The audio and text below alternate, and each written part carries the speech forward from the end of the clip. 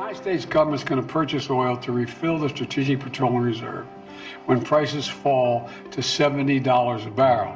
That means oil companies can invest to ramp up production now with confidence they'll be able to sell their oil to us at that price in the future. $70 is a good price for companies, and it's a good price for the taxpayers, and it's critical to our national security.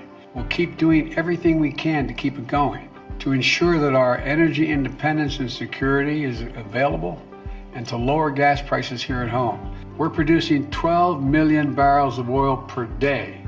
In fact, we're on track for record oil production in 2023. Invest in America.